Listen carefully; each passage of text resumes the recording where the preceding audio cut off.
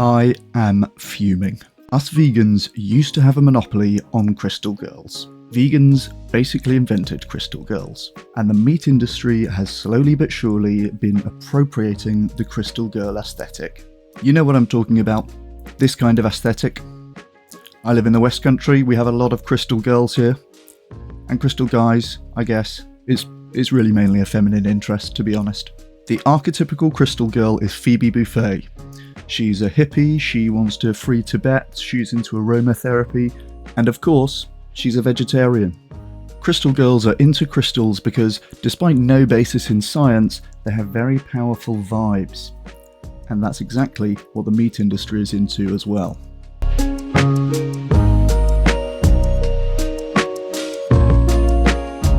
The first one, can we talk about ultra-processed foods for a second?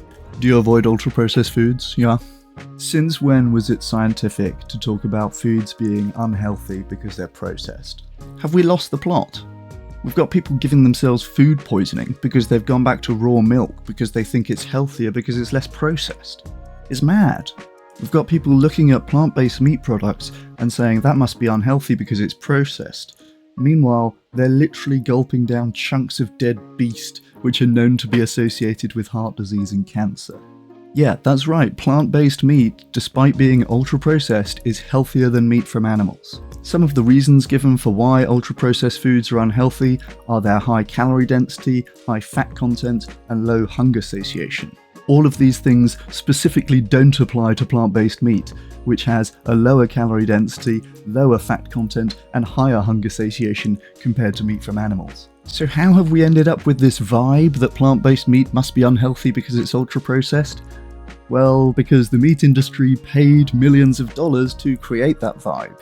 You remember that Super Bowl ad where the little girl can't spell methylcellulose? That was like 5 years ago. Who do you think paid for that? The meat industry. Ultra-processed food is an ultra-stupid framework for understanding nutrition. It promotes vibes over facts. You'd have to be a fool or a lobbyist to believe it. So for all the meatheads who think they're being brave truth-sayers when they attack plant-based meat for being unhealthy because it's ultra-processed, you're not being a brave truth-sayer, you're parroting meat industry adverts, and you're perpetuating vibes over facts, and that makes you a crystal girl.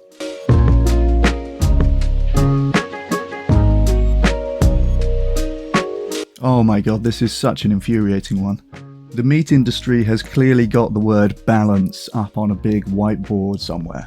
It's such a great concept if you're selling a product which is objectively terrible for our health and terrible for the world.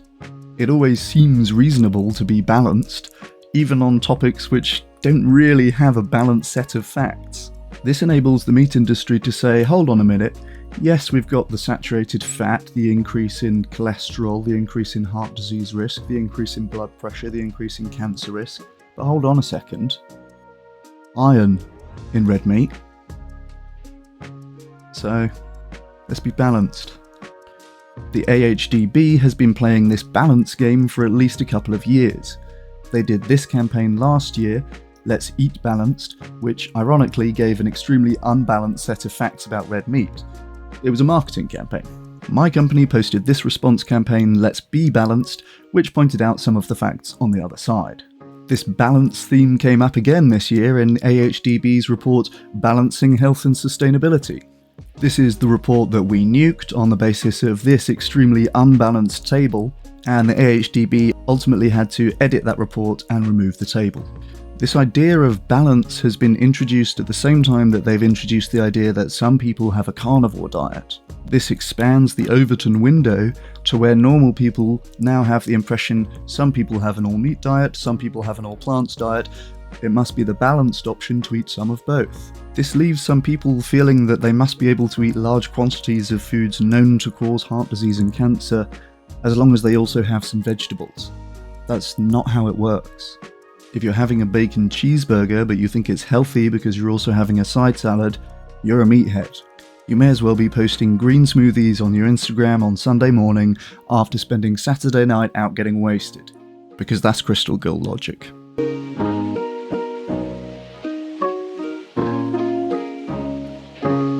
Oof, this one's a spicy meatball. Listen, regenerative farming is not fake, but it is so diluted with nonsense and magical thinking that it often strays into Crystal Girl territory. I totally accept that there are some specific farming practices which can deliver specific environmental benefits in specific contexts. However, firstly, that does not mean that animals or animal products are a net benefit to the environment. There are some cases of beef producers having claimed to produce beef which is carbon neutral or even carbon negative. As far as I can tell, none of those cases have been substantiated.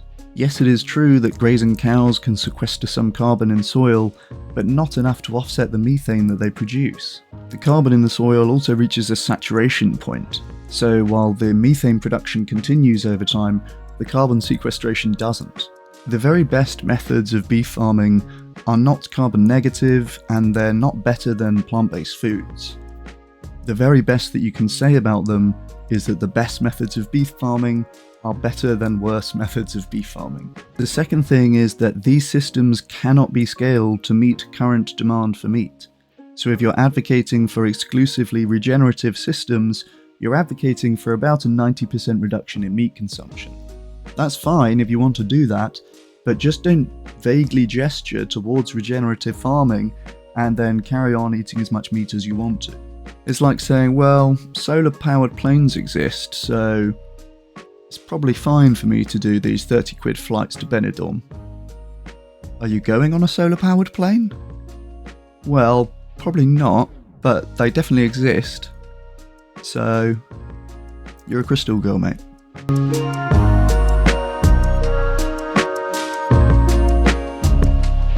The thing that all of these ideas have in common is that they're pure vibes. There's no substance there whatsoever. Processed foods are bad, regeneration is good, balance is good. It's almost like word association. Switch off your brain, processed foods bad, regeneration good, balance good. It's purely vibes based, and that's why I call it Crystal Girl logic. Crystal Girls, much like meatheads, have never let the lack of scientific basis stop them from expressing their views. Yes, plant-based meat alternatives might be lower in calorie density, lower in fat, and higher in hunger satiation, but they're ultra-processed and that actually has a really bad energy. And yes, red meat consumption is known to be associated with heart disease and cancer risk, but it actually has really well-balanced chakras. And yes, regenerative farming couldn't possibly produce the quantity of meat that we consume today, but isn't it just bloody good vibes? The thing is, vibes are important, vibes work. The meat industry's Crystal Girls have created some very powerful vibes. Very unscientific, but very powerful. I'm not really sure what to do about this. Have the Crystal Girls on our side become less powerful? Do we need more crystals? I've tried to talk to some of the meat industry scientists, but they don't want to talk to me. And I think I've realised why.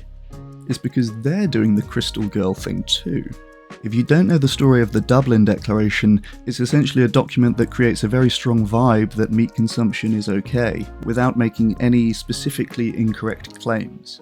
When they were called out on creating these vibes, they didn't defend them, they denied it. For example, they were accused of implying that you need to eat meat to be healthy. They didn't say, well, yes, you do need to eat meat to be healthy. They just said, we never implied that. They just denied it. The critics then came out with a study which surveyed a bunch of people, asked them to read the Dublin Declaration, and then asked them questions about it, and confirmed empirically that they did indeed create that vibe that they denied creating. This is such cowardly behaviour. They know exactly what they're doing here. Notice that when they were called out, these big bad meat industry scientists did not say, yes, you do need meat to be healthy. They knew that they couldn't defend that statement. So instead they say, well, we never actually said that. This is the weakest behaviour I have seen from a group of people who like to associate themselves with strength and power. And that's why I'm giving the title of the meat industry's biggest Crystal Girl to the Dublin Declaration lead author, Frederick Leroy. This is Chris Bryant, PhD. Cheers.